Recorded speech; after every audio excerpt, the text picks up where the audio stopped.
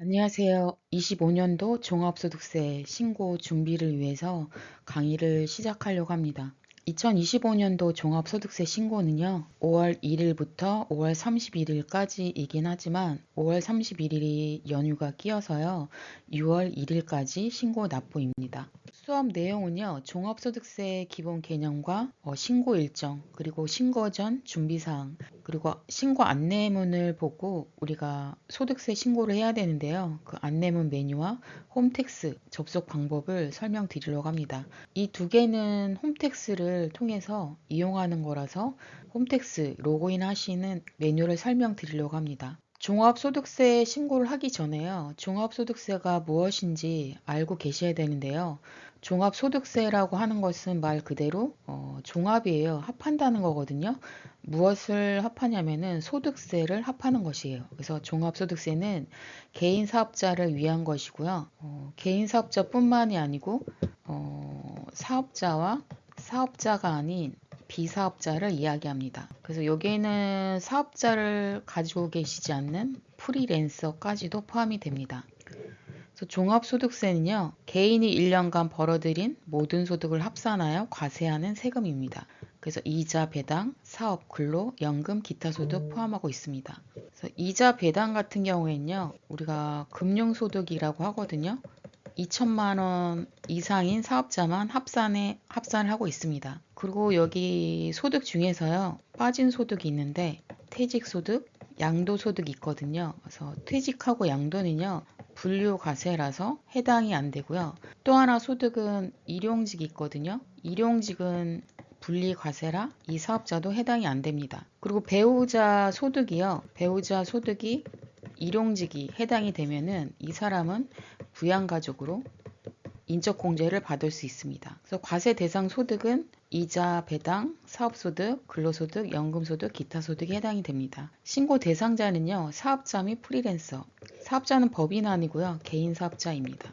두 개 이상 소득이 있는 근로자. 종전근무지 A 사업장이고요. 내가 이직을 해서 현 근무지잖아요. 그러면 현 근무지에서 A 사업장과 B 사업장 합산해서 신고를 해야 되는데 신고를 하지 않는 사업장을 이야기합니다. 만약에 합산을 해왔다면 소득세 신고를 안 하셔도 됩니다. 그리고 연말정산 누락자, 연말정산 공제서류를 제때 제출하지 않아서 합산하지 않는 사업자를 이야기하거든요. 저기 보면 합산을 하지 않는 사업자입니다. B 사업장에서 A 사업장 서류를 받아서 합산 신고해야 되는데 합산을 하지 않는 경우고요. 그리고 금융소득 2천만 원 초과자입니다. 금융소득은 이자소득, 배당소득을 이야기합니다. 기타 소득은 300만 원 초과자인데요. 미만이라고 하더라도 우리가 합산해서 신고할 수 있는데 이거는 자유입니다. 선택해서 하시면 돼요.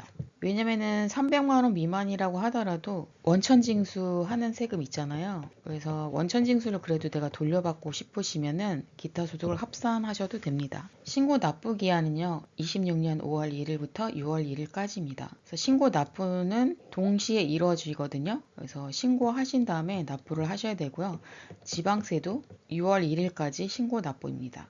성실 신고 확인 대상은 6월 31일까지고요. 분할 납부 가능합니다. 소득세 신고 일정은 제가 말씀드렸고요. 그리고 주요 일정 체크 포인트인데요. 우리가 알아야 될 거는 5월 초부터 신고 안내문이 발송돼요. 요즘은 카톡 발송이 우편으로 오기도 하고 카톡으로 오기도 하거든요. 그래서 이 안내문을 좀 받아보시면 되고요. 이것도 못 받았다고 하면은 홈택스에서 확인하시면 됩니다.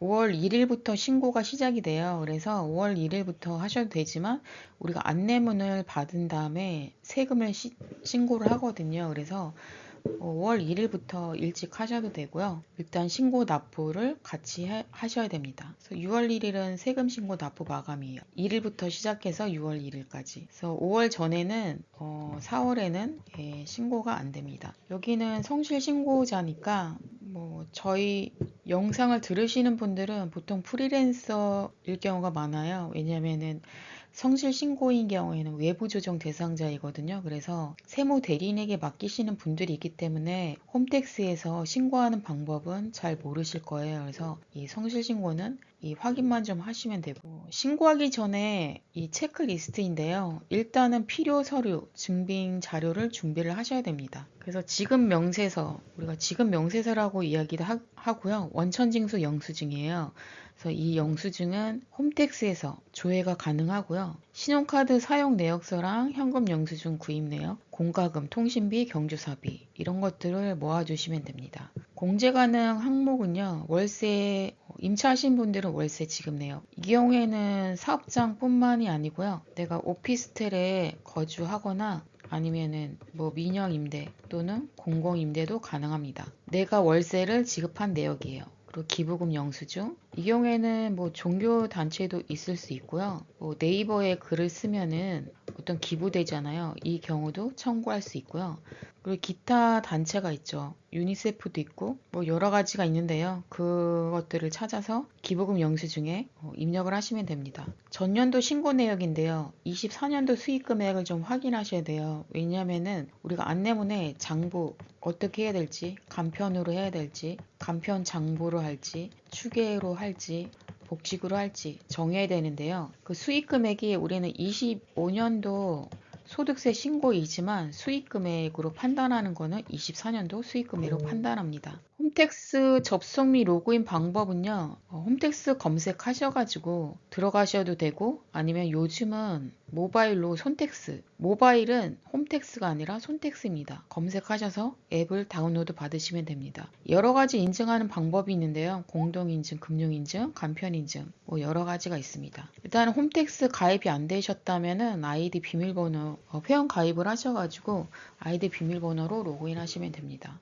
모바일 손택스는 앱으로 설치하셔서 로그인 하시는 거고요. 그리고 초보자 화면 안내인데요. 일단 신고 납부 메뉴에 들어가셔서 종합소득세 신고 들어가시면은 거기에 신고하는 메뉴도 있고요. 안내문을 조회할 수 있는 메뉴도 있습니다. 그래서 신고 안내문 메뉴인데요.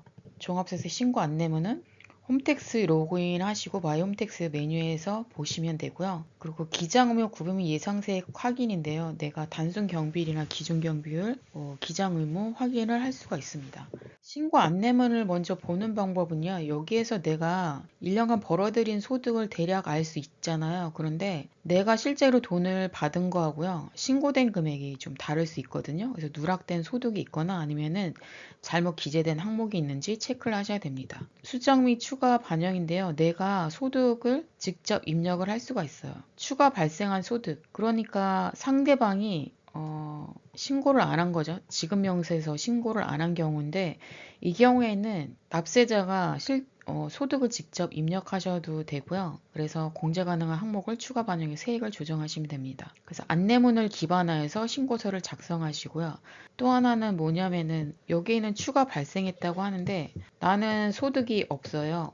A 사업장에 소득이 없는데 신고가 뭐 500만 원 이렇게 신고되는 경우가 있거든요. 이럴 경우에는 이미 신고됐으면은 이거를 내가 제외할 수는 없거든요. 그래서 이 경우에는 A 사업장에 문의를 하셔가지고요. 수정 신고 해달라고 해야 돼요. 아니면은 홈택스에서 신고하시는 방법이 있어요. 수익 금액이 어떤 잘못된 것이라고 신고하시면 됩니다. 절세를 위한 필수 공제인데요. 기본적으로 인적 공제이거든요. 인적 공제는 본인, 배우자, 부양가족 기본 공제인데 여기서 중요한 것은 소득이 있으면은 부양가족에서 제외되는데 중요한 건 앞서서 제가 말씀드렸다시피 상대방이 일용직이잖아요. 일용직은 소득금액 상관없이 부양자로 등록이 가능합니다. 그리고 연금보험료는 국민연금, 연금저축, IRP 등이 있고요. 그리고 기부금과 소상공인, 공제부금이 있습니다. 신고 유형별 작성 방법은요. 제가 사례를 나중에 보여드릴 건데 5월 초부터 홈택스 안내문이 발송이 되기 때문에 각각의 유형별로 제가 단순 경비율 신고하는 방법, 기준 경비율 신고하는 방법, 그리고 여기 추가적으로 간편 장부 신고하는 방법이고요. 이 복식부기 의무자는 홈택스로 활용하기가 좀 어려워요. 왜냐면은 말이 복식부기지 외부 조정이거든요. 외부 조정은 재무제표를 작성을 해야 되고요. 또 여기 세무 조정이 들어가거든요. 세무 조정 계산서가 들어가기 때문에 복식부기 의무자는 스스로 신고하기가 좀 어려워요. 그래서 간편장부에 대해서만 설명을 드리겠습니다.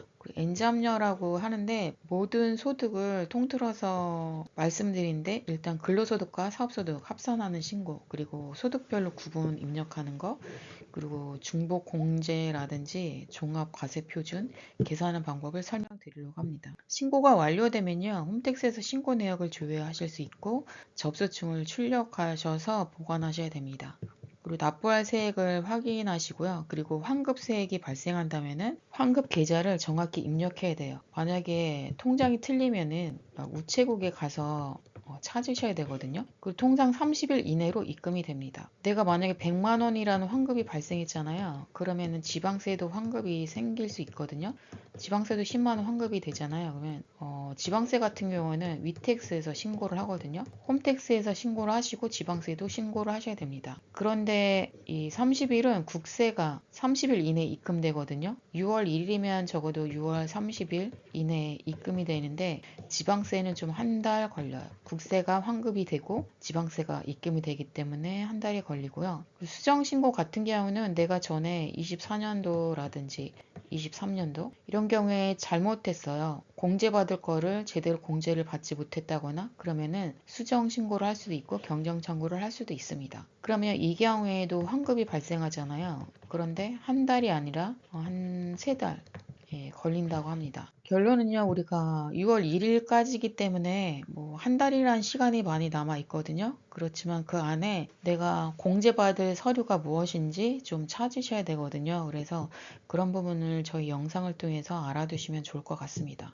성실신고 같은 경우에는 기장을 하시는 사업자이기 때문에 이 수업에서는 다루지 않을 거고요. 그리고 도움받을 수 있는 경우는 홈택스나 세무서 방문하셔도 되고요. 그리고 세무사 사무실을 찾아가셔서 상담하셔도 좋습니다.